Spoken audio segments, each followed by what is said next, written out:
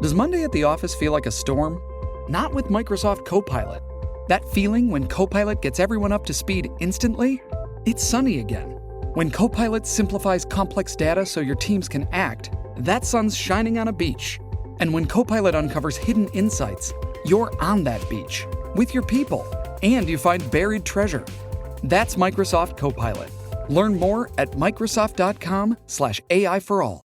Get cash for clothes at Plato's Closet in North Charleston and West Ashley. It's so easy. Recycle, earn cash, repeat. We pay cash on the spot for your trendy, gently used clothing, shoes, and accessories. At Plato's Closet, we buy all seasons, all day, every day. It's time to clean out your closet and cash in. Bring in your denim, graphic tees, athletic wear, shoes, handbags, and more. Sell your styles to Plato's Closet for cash. Then, do it again. Plato's Closet, located in West Ashley on Sam Rittenberg Boulevard and North Charleston on Rivers Avenue.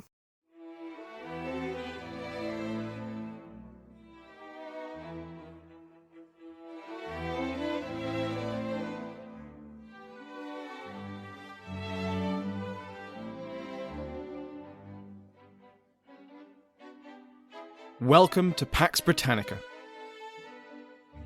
Season 3, Episode 22. A Mountain of Gold.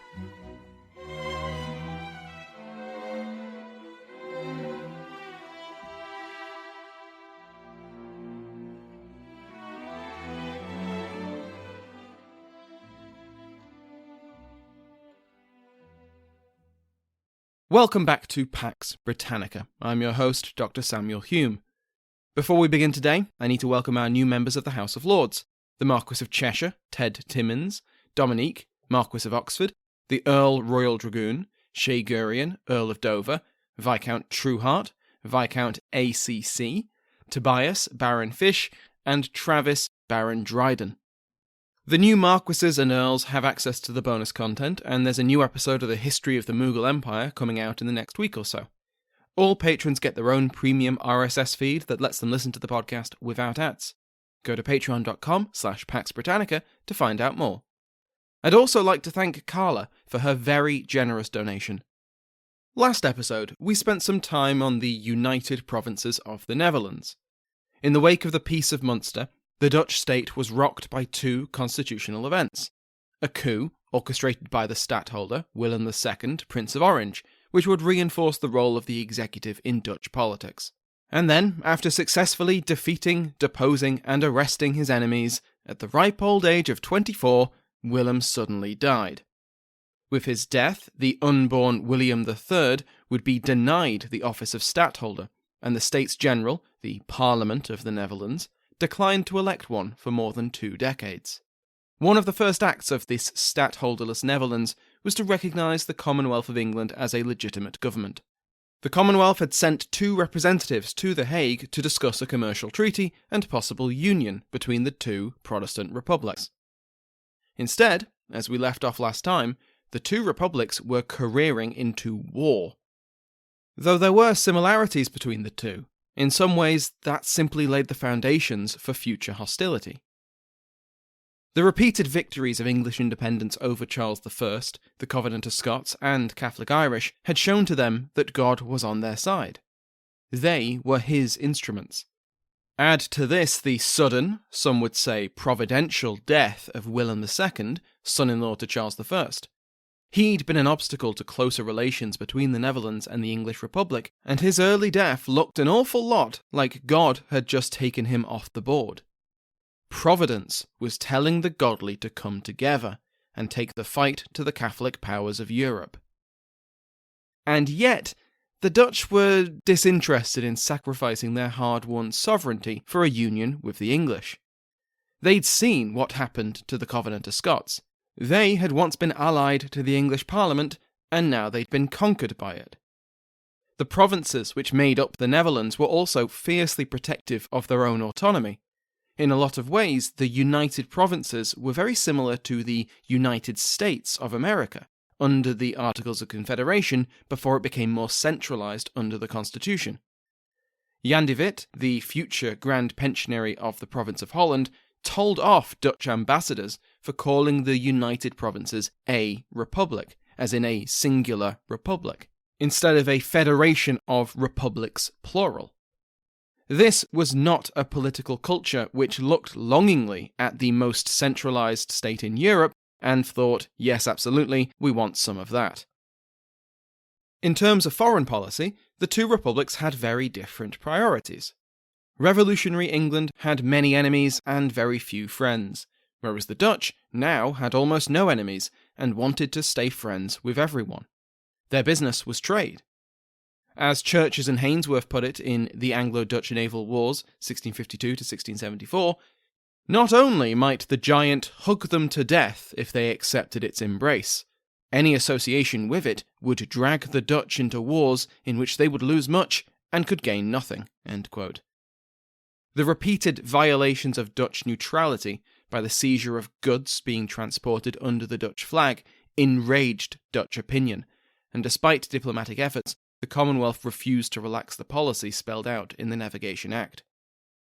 The independence at the heart of the Commonwealth's government saw Dutch reluctance to join a godly union to cast down Antichrist and tyrant both as not only misguided but wicked. The growing friction between English and Dutch merchants certainly didn't help this. The Dutch, freed from the pressure of the 80 Years' War, were going from strength to strength in both European and colonial trade. Clearly the reason the Dutch were refusing to cooperate for the cause of Protestantism was because they were too interested in building material wealth, said resentful independent English merchants who actually fancied some of that material wealth. Another element, which I neglected to mention last time, was that many Dutch leaders, especially leaders from among the Amsterdam and Rotterdam merchant communities, were more High Church Protestants. Arminianism, the original Laudianism. That, of course, did not go down well with English independence. And then there was the elephant in the room, Mary Stuart, the Princess Royal, although calling her an elephant might be a bit rude. The continued presence of the Stuarts in The Hague was an added source of tension. Over the last few episodes, we've looked at the state's navy quite a bit. Today, we'll briefly look at the Dutch navy, and the first thing to note is that it isn't as simple as one Dutch navy. Because of the makeup of the United Provinces, there were 5 different independent admiralties. Amsterdam, in the province of Holland, was by far the largest and most influential.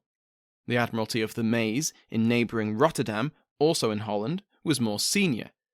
Holland had a third admiralty, the North Quarter Admiralty, which alternated between 2 ports every 6 months, because those 2 ports were rivals who wouldn't stand for their admiralty residing permanently anywhere else. Zeeland had its own admiralty, as did Friesland. Each of these admiralties administered themselves, and though nominally answered to a central authority, were highly autonomous. On top of these admiralties were the joint stock companies of the East India Company and the West India Company, the VOC and the WIC respectively. Both companies had vast trading fleets, and many of their ships were heavily armed. In addition to the larger admiralties and the companies were smaller Directorsschepen, municipal navies which provided convoy protection, and there were also privateering fleets based out of Friesland. This was a lot of ships. There is a reason that the Dutch were seen as the chief naval power of the North Sea. But this vast fleet was divided. The decentralised nature of the navy meant that there were rivalries of all kinds, between the admiralties, between the admirals, between ships' captains, between the competing cities of Rotterdam and Amsterdam, between Orangists and Statists, between Arminians and Calvinists, between competing merchants, and between different factions and patrons and loyalties. Cooperation and coordination was not an easy sell, and that was before you touch on geography. Because of the nature of the Dutch coastline, it was no easy feat to actually gather all these ships into one place, if you could convince them all to do so. As the tension between the two countries mounted, and after the Navigation Act was passed by the Commonwealth Parliament, the States General voted to expand their official navy by 150 ships, to a total of 226. Many of these would be drafted from the merchant fleets, but others would be built. Often, the ships drafted into military service had once served in the 80 Years' War. The economic value of turning swords into ploughshares had meant the slimming down of dedicated military vessels. Now they were brought back into service, They already had a reputation as the foremost naval power in Europe, and the States General expected that this grand expansion would cow the English and force them to back down.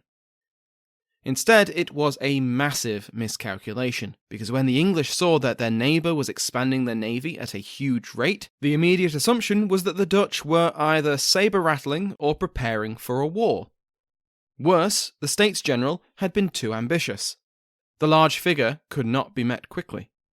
Even though some existing ships would be drafted into the fleet, the rest had to be built, and that took time. The planned number of ships was enough to spook the English, but at the moment it was an empty number. Meanwhile, the English began their own preparations for war. Many Dutch leaders were confident in their naval position.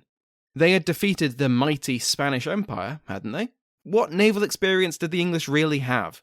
In living memory, the Stuart Navy had suffered embarrassing fiascos at La Rochelle and Cadiz. The States Navy was larger and better led than its predecessor, but it had only put down a few rebels. It had blockaded Lisbon, but the Dutch were already winning their own war against the Portuguese navy, so that wasn't that impressive. But, quite apart from underestimating the capabilities of the States Navy, Dutch hawks were ignoring geography. Spain had had to operate far from their main ports, the Spanish Netherlands notwithstanding, whereas the Commonwealth was positioned in the path of most of the Netherlands' most profitable trade routes. Any trade with Africa, Asia, the Americas, or from the Mediterranean had to sail past English, Scottish, and Irish shores. The carrying trade west would also be cut off, and the trade with the Baltic could be threatened. If Dutch seaborne trade was threatened, then they lost their greatest financial strength. Worse, food is pretty important too, and a lot of the United Provinces' food came from the sea, either directly from fishing or from seaborne trade.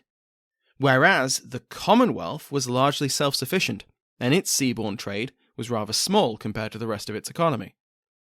To put it simply, the Commonwealth would be more insulated from a naval war with the Netherlands, and the Netherlands would be incredibly vulnerable.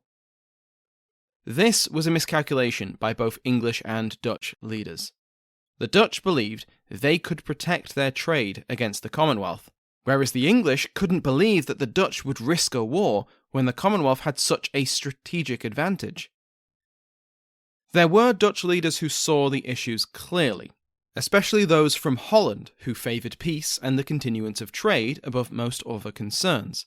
Adrian Pauw, the Grand Pensionary of Holland, was visiting England on a diplomatic mission, and described the situation like this, quote, "The English are going to attack a mountain of gold. We have to face one of iron." He saw the dominance of Dutch trade, especially trade with his native province of Holland, as a significant weakness in the Dutch position.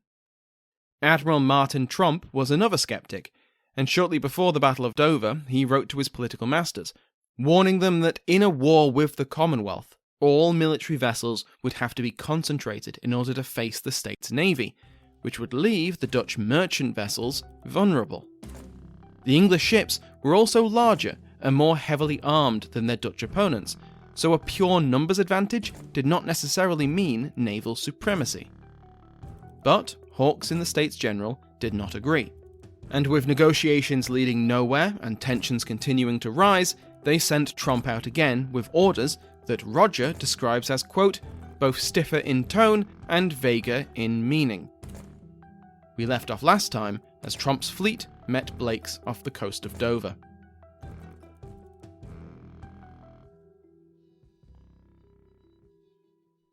Get cash for clothes at Plato's Closet in North Charleston and West Ashley. It's so easy. Recycle, earn cash, repeat. We pay cash on the spot for your trendy, gently used clothing, shoes, and accessories. At Plato's Closet, we buy all seasons, all day, every day. It's time to clean out your closet and cash in. Bring in your denim, graphic tees, athletic wear, shoes, handbags, and more. Sell your styles to Plato's Closet for cash. Then, do it again. Plato's Closet, located in West Ashley on Sam Rittenberg Boulevard and North Charleston on Rivers Avenue.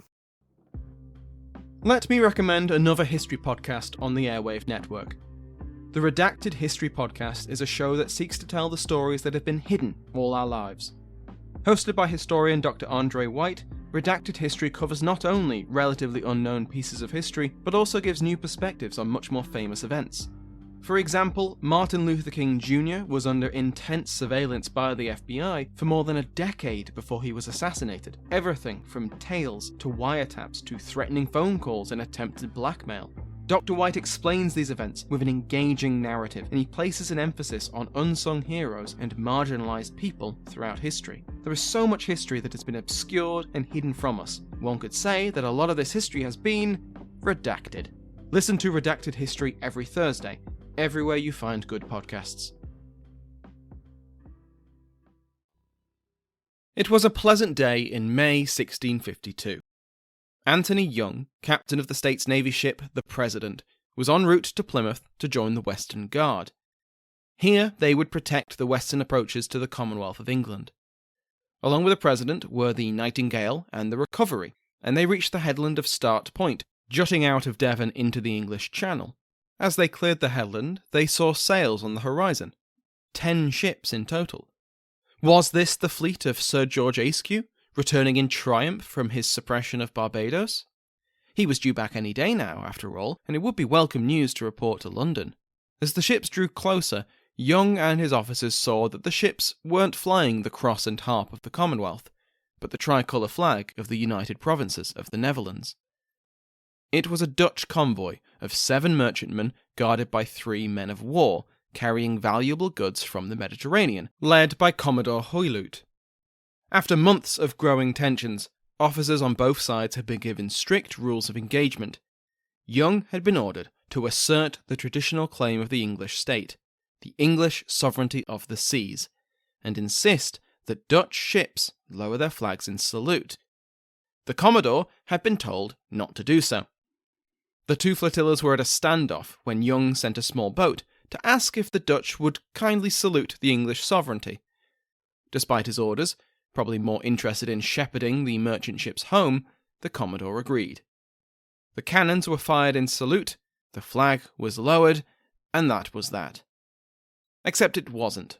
One of the subordinate captains, Captain Joris van der Zeynen, commanded one of the other men of war, and he replied to Young's messenger that the English captain could come over and lower it himself if he thought he could. Young responded to the challenge by firing a broadside at van der Zeynen's ship. Van der Zeynen fired one back. Soon everyone was firing in a confused melee which lasted an hour and a half. By the end, at least 1 English sailor had been killed, 4 more were wounded, and the President had been damaged. But van der Zeynen finally relented, struck his flag, and made the required salute. He would not, however, agree to Young's demand to surrender his ship to answer for the damage. Young was advised by his fellow captains to let it go, for the sake of peace, and the 2 flotillas parted ways. Young immediately reported the engagement once he reached Plymouth, unsure how his actions would be perceived in London. Had he gone too far? Had he not gone far enough? The Council of State responded to him on the 17th of May, telling Young that they were, quote, very well satisfied. This skirmish seems to have been forgotten in most tellings of the First Anglo-Dutch War, possibly because it was soon overshadowed. As the Council of State was replying to Young, a flotilla of 9 English warships, commanded by Nehemiah Bourne, were anchored behind the Goodwin Sands, a sandbank to the northeast of Dover. Around 1 p.m, lookouts spotted a large Dutch fleet of 41 men of war, sailing south from the Downs and towards Dover. This fleet was commanded by Lieutenant Admiral of the United Provinces, Maarten Tromp. He'd been anchored off Newport, just to the east of Dunkirk, but a strong wind forced him to sail his fleet across the English Channel to shelter there. He sent 2 of his ships to meet with Bourne, and the captains politely explained why they were there. Bourne was civil, but as soon as they returned to their ships, he prepared for the worst. He sent a ketch, a small but fast ship, to the west of Dover, where Admiral Robert Blake was positioned with 13 ships. Bourne also had his crews prepare to weigh anchor, to run, as soon as the Dutch showed any hostility. Meanwhile, with the wind died down but night falling, Tromp anchored his fleet off the coast of Dover. Throughout all of this, none of the Dutch ships had lowered their flags or saluted the English vessels. Tromp had been ordered not to do so unless it was clear that the English posed a threat. He chose to interpret those orders very strictly. The garrison at Dover Castle watched suspiciously on. The boom of a single cannon shot made their displeasure at this disrespect known. Overnight, Blake sailed towards Dover against a strong wind. He had sent Bourne's ketchback with orders to rendezvous. Now came a series of misunderstandings and errors, born from pride and miscommunication. With daylight, Tromp could now see the slowly approaching fleet of Blake, and he decided to leave. As Tromp prepared to weigh anchor, he had his men practice firing their muskets. The gunshots echoed across the water, which did nothing to reduce the tension.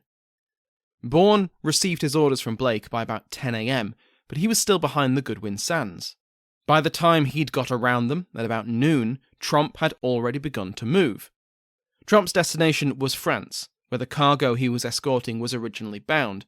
He was about halfway there when lookouts spotted another Dutch ship sailing towards them. The ship looked battle-damaged, and its captain had been desperately seeking out Tromp for days. This ship was commanded by Van der Zeynen. He'd left the bulk of the flotilla sheltering off the English coast in the aftermath of last week's battle, and he came to Tromp to request his help. Van der Zeynen informed Tromp that when he left, he had seen a large English fleet nearby, and both men suspected that by now the flotilla was being searched for quote-unquote contraband. Considering the value of the cargo, worth 50 tons of gold by Tromp's reckoning, the perfidious English would surely claim it was violating Commonwealth law and take it for themselves. Tromp turned his fleet around, determined to prevent this violation of Dutch maritime rights. In fact, the fleet Van der Zeynen had spotted was Blake's, and Blake had ignored the Dutch flotilla. They were clearly sheltering, not trading, and so he left them undisturbed. But now he saw Tromp's larger fleet suddenly stop, turn around, and come right at him. He ordered his fleet to prepare for battle. His fleet formed up, with Blake's flagship, the James, at the front, and its speed was reduced to allow Bourne to catch up. By 4:30 p.m, Tromp's flagship, the Brederode, likewise at the front of the formation, and by far the largest ship in the Dutch Navy, was within musket range of Blake. What exactly happened next is unclear, because both Blake and Tromp reported different stories to their superiors. Tromp would later insist that he had no violent intentions, and was simply attempting to pass the English fleet to collect the flotilla. Blake, meanwhile, had seen nothing but belligerence from the Dutch for the last 24 hours. In his eyes, Tromp was clearly trying to start a fight. He had brazenly anchored right off the English coast. Now he was sailing a large fleet right at him, and throughout it all he had not once recognised the English sovereignty of the seas. Both sides were expecting a fight, so it didn't take much for one to start. In Blake's telling, as Tromp's armada bore down on him, Blake ordered a warning shot. This was a clear message: strike your flag. Not only would this acknowledge the English claim, but it would show that the Dutch had no violent intentions. Tromp ordered no such thing. Blake fired a second warning shot, and this time Tromp replied with a signal gun, acknowledging the warning, but not striking the flag. Blake fired a third warning shot, and the Dutch responded with a full broadside of cannon fire right into the English fleet. With the first punch thrown, Blake replied with his own broadside, and the Battle of Dover was on. Tromp would later publish a defence of his actions, and in this, the English fleet was so disorganised he couldn't work out if any of them were captured Dutch ships. Blake's third warning shot maimed one of Tromp's crew, obliterating the man's arm, and it was Blake who fired the first broadside, not Tromp. Most historians, although not all, put the blame primarily on Blake.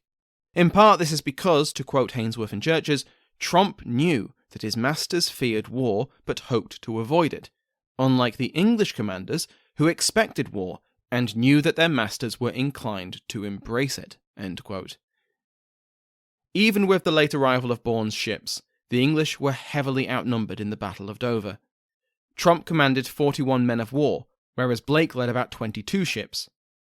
Despite the numbers advantage, the English ships were bigger and had more guns. The fight became a general melee, starting around 4:30 and only ending as the sun set and the Dutch pulled back. It was only once the two fleets were out of range that firing stopped. The States Navy had had the best of it. The Dutch lost 2 ships, both captured in boarding actions. The crews were taken prisoner and the ships taken as prizes. The English didn't lose a single ship, unless you count one of the captured prize ships. Convinced the vessel was going to sink from damage, the English crew abandoned it, and it floated away, right into the path of Tromp's fleet, who skillfully salvaged it and took it back. Though the number of lost ships is tiny, there were significant numbers of crew killed or wounded. It was a messy fight, started by mutual confusion, distrust, and national pride, and it effectively started the First Anglo-Dutch War. The Dutch were conciliatory, still eager to avoid outright conflict. What could war really bring them that they didn't already have? At best, a victory over the Commonwealth could enforce their respect of Dutch neutrality and the abolition of the Navigation Act. But in return for these minor benefits, they'd fight a war that, even if they won, would damage Dutch trade.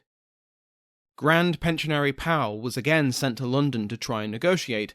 There was little he could offer. Public opinion in the Netherlands was against offering concessions or showing weakness of any kind. For their part, the English were outraged. From their perspective, this was just the latest in a long line of insults and acts of aggression.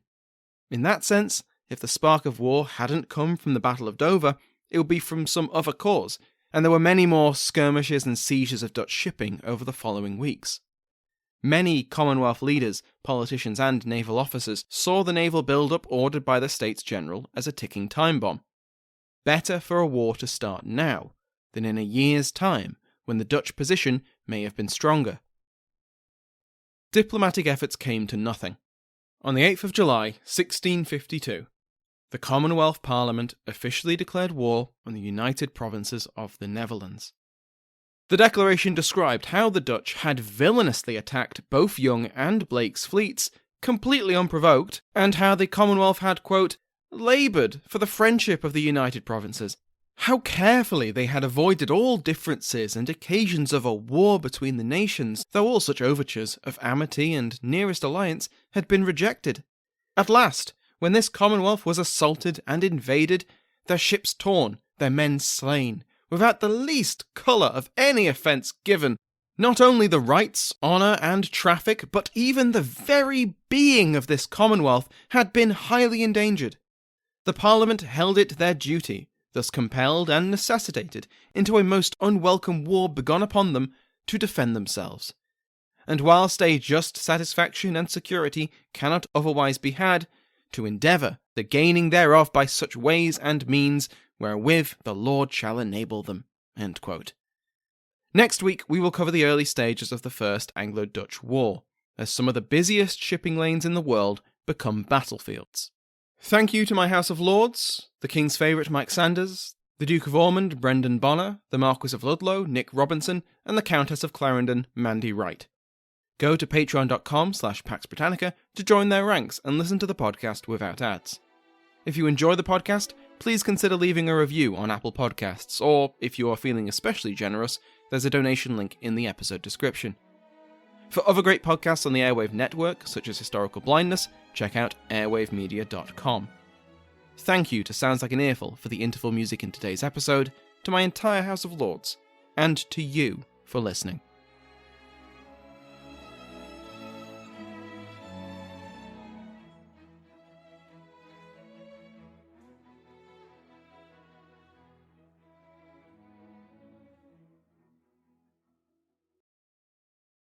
Get cash for clothes at Plato's Closet in North Charleston and West Ashley. It's so easy. Recycle, earn cash, repeat. We pay cash on the spot for your trendy, gently used clothing, shoes, and accessories. At Plato's Closet, we buy all seasons, all day, every day. It's time to clean out your closet and cash in. Bring in your denim, graphic tees, athletic wear, shoes, handbags, and more. Sell your styles to Plato's Closet for cash. Then, do it again. Plato's Closet, located in West Ashley on Sam Rittenberg Boulevard and North Charleston on Rivers Avenue.